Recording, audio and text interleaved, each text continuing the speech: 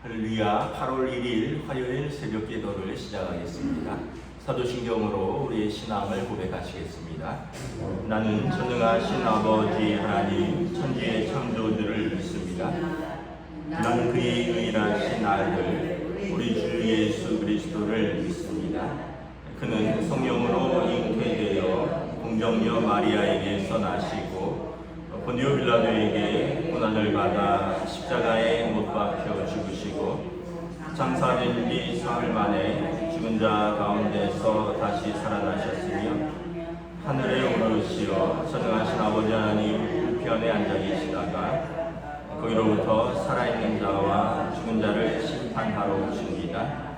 나는 성령을 믿으며 거룩한 공교회와 성도인 교제와 죄를 용서받는 것과 몸의 부활과 영생을 믿습니다. 아멘. 찬송가 205장 찬양하시겠습니다. 찬송가 205장입니다.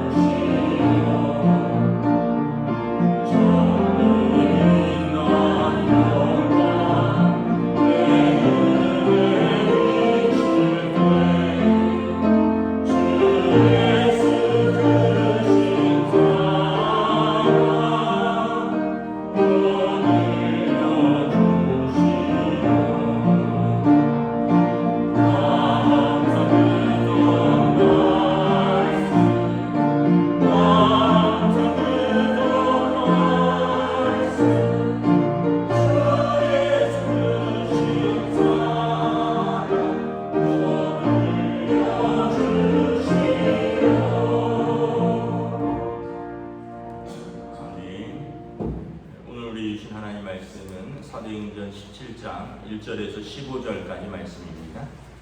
사도행전 17장 1절에서부터 15절까지 말씀입니다. 다 찾으신 줄 알고 저와 여러분들이 한 절씩 교도하도록 하겠습니다. 사도행전 17장 1절부터 15절입니다.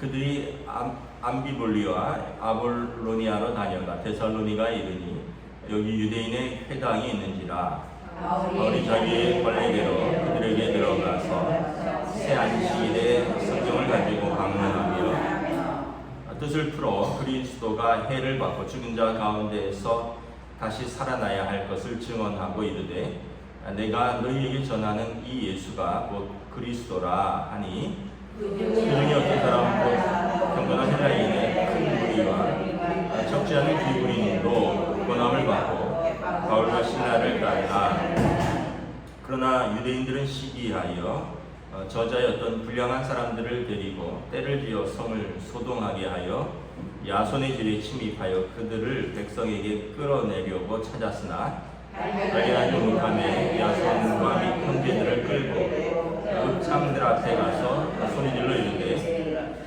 천하를 어지럽게 하면 이 사람이 우리 여기에도 이름에 야손이 그들을 맞아들이었도다. 이 사람들이 다 가이사의 명을 거역하여 말하되 다른 임금 곧 예수라 하는 이가 있다 하더이다 하니 무역장들이 이 말을 듣고 소동하여 야손과 그 나머지 사람들에게 보석금을 받고 놓아주니라. 밤에 형제들이 바울과 실라를 베레아로 보내니 그들이 이르러 유대인의 회당에 들어가니라.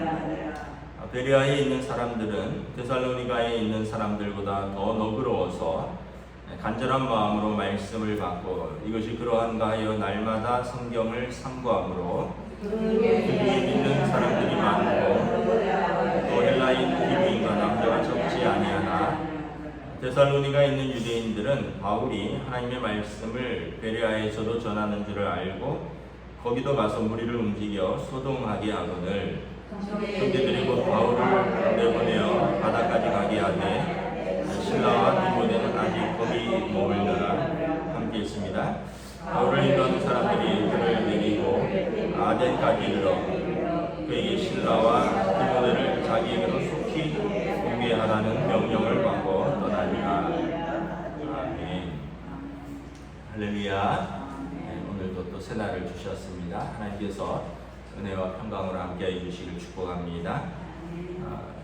바울 사도의 2차 전도 여행이 사도행전 16장부터 시작되었죠. 첫 시작은 마게도냐의 첫 번째 성인 빌립보에서부터 시작이 되었고요. 빌립보에서 루디아라는 한 여인의 집에서 교회가 시작되고 그리고 귀신 들렸던 여종과 바울과 실라를 감옥에서 이제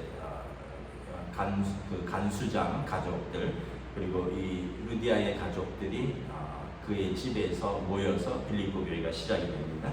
그리고 이제 데살로니가로 옮겨갑니다. 이제 마게도냐 지방은 이제 그리스의 북쪽이기 때문에 이제 점점 밑으로 내려옵니다. 데살로니가, 베레아, 아덴, 고린도 이런 식으로 해서 지금의 그리스인데 북쪽에서부터 아래쪽으로 쭉 내려오는데 데살로니가에서도 보면 1절에 보면 유대인의 회당이 있는지라 회당이 가장 말씀을 공식적으로 전하기가 좋은 것입니다. 왜냐하면 유대인들은 이제 남자 10명, 그러니까 성인 남자 10명이기 때문에 대략 10가정이라고 보시면 됩니다.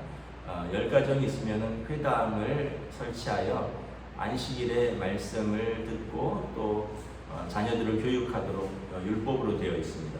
그래서 이 회당에서 공식적으로 말씀이 선포되는 자리이기 때문에 가장 복음을 전하기가 좋은 곳이죠. 2절에 보면 그들의 자기의 관례대로 거기에 들어가서 새 안식일에 성경을 가지고 강론을 합니다.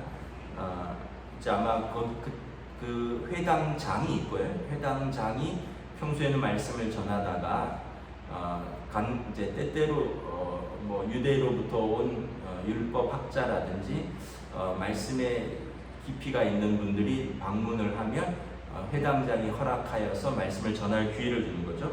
바울은 잘 알다시피 우리가 율법 학자죠. 가말리엘에서 공부한 바리새파 출신입니다. 그래서 바울이 회당에 들어가면 자기 신분을 밝히면 말씀을 전할 수 있는 기회를 얻는 것으로 보입니다. 3주간에 걸쳐서 2절에 보면 세 안식일을 3번을 걸치면서 성경을 갖고 강론합니다. 구약 성경입니다. 성경을 가지고 강론하는데 성경에서 하나님께서 말씀하신 그 그리스도 그분이 오실 것인데 그분은 누구냐? 3절에 보면 예수라는 겁니다. 나사렛 예수가 성경에서 말씀한 곧 그리스도이다. 이것을 전하는 겁니다. 바울이 전한 복음은 나사렛 예수가 주와 그리스도가 되신다. 그리고 하나님께서 그를 살리셨다. 십자가의 속량으로 우리가 하나님과 화목하게 되었고 죄사함을 얻게 되었고 하나님께서 그를 죽은 자 가운데 버려두지 않고 살리셨다. 예수님이 어떤 분인가? 예수님의 인격과 사역 그리고 그분의 죽으심과 부활을 전하는 것입니다. 4절에 보면 그 지역이 그리스 지역이니까 헬라 문화권이니까 경건한 헬라인의 큰 무리들과 적지 않은 귀부인들이 그 바울의 말씀을 듣고 전도를 받고 바울과 실라를 따랐더라. 그 말씀을 받아들였더라라는 것입니다. 아마도 이제 그 지역에 이방인들 중에 하나님을 경외하는 분들이 있었던 것 같아요. 그래서 그들을 경건한 헬라인들이라고 하는데 그들이 이제 하나님만 알았다가 이제 예수께서 하나님의 아들이시고 그리스도이심을 알고 이제 돌아오는 것입니다. 그런데 반면에 5절에 보면 어떤 유대인들은 여기에 대해서 이제 반발을 합니다. 시기하고 그리고 저자의 어떤 사람들을 불량 선배들을 데리고 와서 이제 바울과 실라 일행을 이제 쫓아내려 하고 폭행하려고 합니다. 이유는 뭐냐면 시기한다라는 거죠. 왜 바울과 실라 일행을 시기했을까? 아마 그 전에는 그 유대인들이나 또는 경건한 헬라인들이 회당에서 말씀을 들을 때 자기들의 말씀을 들었을 것입니다. 그런데 그들도 유대인이기 때문에 율법에 대해서만 알았고 예수님에 대해서는 전하지 못했을 것이 그럼에도 불구하고 율법이 몽학선생이라고 그리스도가 오시기 전까지는 하나님께로 인도하는 역할을 하니까 그 율법을 강론함에 많은 사람들이 하나님 앞에 돌아왔는데 예수께서 그리스도다 하나님의 아들이다를 전하면서 이제 이 유대인들이 자기들을 따르지 않는 거예요. 자기들의 영향력이 그들에게 더 미치지 않는 거예요. 그리고 바울과 실라를 따르더라. 그러니까 그들의 영향력이 더 큰 것처럼 느낀 거죠. 그러니까 이제 시기하고 미워하는 겁니다. 그러니까 이게 사람의 본성이에요. 뭐 어떤 사람들은 복음도 또는 율법도 하나님의 뜻도 결국은 자기 영광과 자기 영향력이 더 중요하다. 말은 복음에 대해서, 말은 하나님의 말씀에 대해서, 말은 하나님의 뜻에 대해서 얘기하지만 자기의 영향력이 줄어든다거나 다른 사람을 따른다고 생각하면 이제 그 마음에 시기, 질투, 미움이 가득 차서 이제 그들의 본성이 드러나는 거죠. 예수님 때도 바리새인들이 그랬죠. 그들이 예수님을 미워했습니다. 예수님을 시기했고 그래서 산헤드린 법정에서 사형을 언도했고 신성 모독과 성전 모독으로 예수님을 사형을 언도했는데 빌라도가 재판을 하면서 그의 죄를 묻다 보니까 예수님에게 죄가 없다는 것을 알았어요. 그들의 시기와 질투 때문이라는 걸 알았습니다. 백성들이 이전에는 바리새인들이나라든가 어떤 서기관들, 제사장들을 따랐는데 예수님을 따르니까 예수님의 때문에 사람들이 이제 더 이상 자기들을 따르지 않는 거예요. 자기들에 대한 어떤 영향력과 관심이 줄어드니까 이제 그게 예수님을 이제 고소하게 된 거고 예수님을 죽이게 되는 계기가 되는 거죠. 그러니까 인간의 죄성과 인간의 본성을 잘 드러내주는 겁니다. 이 데살로니가의 유대인들이 그래서 결국은 이제 불량배들을 데리고 야손의 집에 침입하여 바울과 실라를 끌어내려고 쳤습니다. 아마 야손의 집에서 묵었던 것 같아요. 근데 발견하지 못하니까 야손과 그 형제들을 끌고 읍장들, 아마 마을의 자치단체 장이겠죠. 여기는 로마의 어쨌든 식민지이기 때문에 끌고 가서 죄명이 뭐냐 하면 이 사람들이 천하를 어지럽힌 사람들을 받아들였다는 거예요.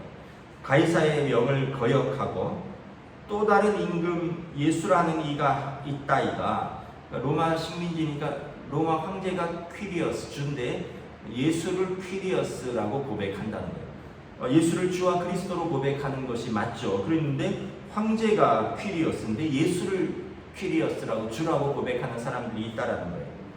그리고 그 로마의 이제 공무원들이죠, 읍장들이. 그러니까 이 사람들을 어디로 갔느냐? 사실 뭐 바울과 실라 일행이 이미 떠났어요. 그래서 야손과 그 나머지 사람들에게 보석금을 받고 풀어주면서 다시는 이 사람들을 받지 말아라 하고 엄포를 놓고 풀어주는 거죠. 데살로니가에서 3주 동안 복음을 전하고 베레아로 갑니다. 베레아는 좀 더 아래쪽에 있는 작은 마을인데, 여기서도 유대인의 회당에 들어가서 바울과 실라가 말씀을 전합니다. 여기에서도 여러분 하나님의 말씀을 받아들이고 예수님께로 돌아오는 사람들이 있습니다. 그런데 특징이 뭐냐면 베레아에 있는 사람들은 데살로니가에 있는 사람들보다 더 너그럽다는, 마음이 너그러운 사람들이라는 거예요. 참 이게 중요한 것 같아요. 여러분, 마음밭이 어떠느냐라는 거죠. 더 너그럽다라는 표현을 여기 영어 성경에 뭐라고 썼냐 하면 그들은 more noble character 이렇게 되어 있습니다. 성품이 더 고상하다 이렇게 되어 있어요. 고상한 성품을 가지고 있다는 거예요. 근데 이거를 이제 예전에는 보면 신사적이었다 이렇게 되어 있고요. 원어적 의미로 보면 마음이 넉넉하다라는 뜻입니다. 마음의 공간이 많다라는 거예요. 데살로니가 사람들은 마음이 완악한 거예요. 자기 의와 자기 애와 그리고 어떤 자기 생각이 가득 차 있어서 전혀 다른 것이 들어올 수도 없고, 그러다 보니까 변하지도 않고 배우지도 않는 거예요. 근데 베레아 사람들은 반대라는 거예요. 마음이 넉넉한 거예요. 마음의 공간이 많은 거예요. 그러니까 그들이 말씀을 받음에 마음의 공간이 그것을 받을 수 있는 거죠. 옥토와 같은 밭인데, 예수님께서 말하는 사람들. 그런데 데살로니가 사람들은 완악하니까 이게 돌짝밭이 되기도 하고 가시떨기 밭도 되게 하고 길가밭이기도 하고, 물론 돌아오는 사람들도 있지만 그냥 말씀을 받았는데 새들이 쪼아먹기도 하고, 발로 밟아서 딱딱한 밭이라서 뿌리가 내리지도 못하기도 하고, 조금 올라오는 것 같아 무슨 시험이 들어오면은 그냥 그 가시 기운에 막혀서 자라지 못하기도 하고, 그 마음 상태가 그렇다는 거예요. 그런데 베레아 사람들은 옥토와 같아서 뿌려짐에 막 자라는 거예요. 30배, 60배, 100배를 자라는 거죠. 그래서 그 사람들이 어떻게 간절한 마음으로 말씀을 받는 거예요. 그리고 이것이 그러한가 하여 날마다 성경을 상고한다는 거예요. 성경을 묵상한다는 거예요. 이것이 예수님에 대한 말씀이구나. 말씀을 깊이 묵상하고, 그럼 내가 어떻게 예수님의 제자가 될 것인가에 대한 순종이 따라오는 거죠. 그러면서 믿는 사람들이 많고, 역시 이방인들 중에서도 여자와 남자들이 많이 예수님께로 돌아왔다. 여러분, 우리가 어떤 마음의 상태를 가지고 있느냐가 참 중요합니다. 예수님께서 말씀하셨죠. 마음이 가난한 것이 중요하다. 마음이 부유하면 전혀 배울 수가 없습니다. 배울 수도 없고 변할 수도 없습니다. 근데 마음이 가난하면 늘 배울 수 있고요. 늘 변할 준비가 되어 있습니다. 사도 바울이 예수님을 알기 전까지는 그는 데살로니가 사람처럼 완악한 사람이었습니다. 자기가 알고 있는 율법, 그리고 자기 의에 가득 차 있었어요. 사도 바울이 스스로 뭐라고 말합니까? 나는 율법에 흠이 없는 자라. 율법 학자고 가말리엘의 학파에서 공부했고, 나는 율법에 흠이 없는 자라. 그러니까 어떠한 것도 들어오지 않는 거예요. 예수 믿는 자를 핍박하고 교회를 잔해하고 스데반 집사님이 자기 눈앞에서 죽어가도 눈도 깜짝하지 않는 사람이었어요. 그런데 예수님을 알고 나서는 뭐라고 합니까? 나는 죄인 중에 괴수라. 그러면서 하나님께서 나를 사랑하셨고 죄인인 나를 부르셨으니 그 은혜가 크도다. 그러면서 이제 사도 바울의 삶이 이제 바뀌는 거죠. 그래서 여러분 우리가 어떤 마음의 상태를 잘 가질 것인가가 저나 여러분이나 참 중요합니다. 좀 특징이 두 가지를 볼 수 있어요. 남의 말을 잘 안 들어요. 완악한 사람은 남의 말을 잘 안 듣습니다. 자기가 말을 많이 합니다. 왜냐하면 자기가 다 알거든요. 자기가 다 전문가예요. 자기가 정치도 전문가고, 경제도 전문가고, 과학도 전문가고, 믿음도 전문가고, 신앙도 전문가고, 다른 사람들의 심리에 대해서도 전문가고, 누가 얘기하면 아유 그거 아니라고 내가 다 안다고. 그러니까 다른 사람들의 말을 안 들어요. 자기 말로 자기 생각과 자기 말이 가득 차 있고, 그래서 그 많은 것들을 다 쏟아내기도 바쁜 거예요. 이게 이제 여러분 마음의 여유가 없는 사람의 특징입니다. 근데 이제 여러분 마음이 가난한 사람은 어떻게 듣습니다. 마음의 말씀을 다른 사람의 말에 귀를 기울여요. 그리고 하나님의 말씀에도 귀를 기울여요. 근데 이제 마음이 가득 차 있으면, 자기 생각으로 가득 차 있으면 이제 그냥 자기가 아는 그것으로 더 이상 변하지도 않고 듣지도 않는다. 그래서 이런 말이 있습니다. 가장 위험한 사람이 책 한 권 읽은 사람이다. 책 한 권 읽고 그냥 전문가처럼 그냥 그게 전부라고 믿는 거예요. 근데 사실은 공부를 하면 할수록 깊이 공부한 사람, 박사 과정까지 하고 공부를 깊이 하면 할수록 내가 모르는 게 더 많다, 배울 게 많다 이렇게 이야기를 하는데, 책 한 권 읽은 사람은 내가 그 부분에 그냥 전문가인 줄 아는 거죠. 그냥 그거밖에 모르는 거예요. 이 데살로니가 사람들과 베레아 사람들을 이렇게 비교를 하는 거죠. 베레아 사람들은 바울과 실라가 볼 때, 하나님이 보실 때 마음이 가난한 사람들이었습니다. 하나님 보실 때 고상한 성품들이었습니다. 반면에 데살로니가 사람들은 시기, 질투와 미움과 이런 것이 가득했고, 13절에 보면 데살로니가에서 베레아까지 와서 방해를 합니다. 이 완악한 사람들의 특징이 열심이 있다는 거예요. 여러분 나쁜데 열심까지 있으면 정말 더 힘들죠. 데살로니가에서 유대인들이 베레아에서도 말씀을 전한다, 가서는 여기까지 와서 무리를 움직여 소동하게 하고 바울과 신라를 바울을 쫓아냅니다.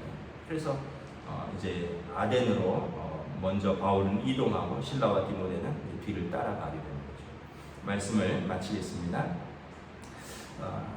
어떤 삶을 살 것인가?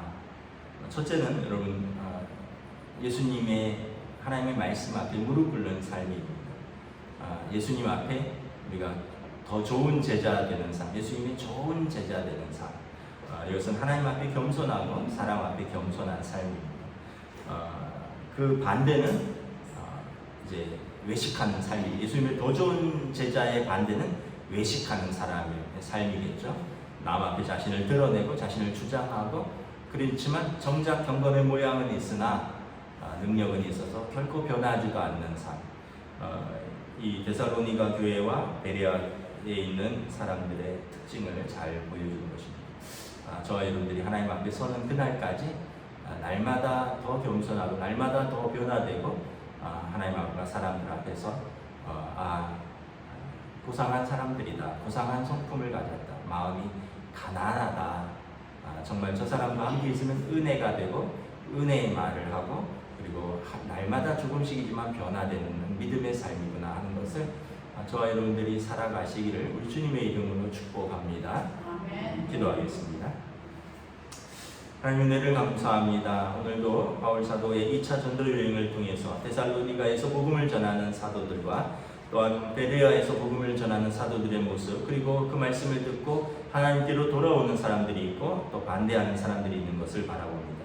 특별히 데살로니가 사람들은 유대인으로서 그들이 율법에 충실한다고 하지만 정작 그리스도를 배척하고, 그리고 바울과 신라를 핍박하며, 또 베레아 사람들은 반면에 이방인들이지만 마음이 너그럽고 하나님 보실 때 마음이 가난한 자들이어서 그들은 말씀을 받으며 이 말씀이 그 말씀 아닌가 하여 깊이 묵상하고 순종하면서 변화되는 모습들을 바라봅니다.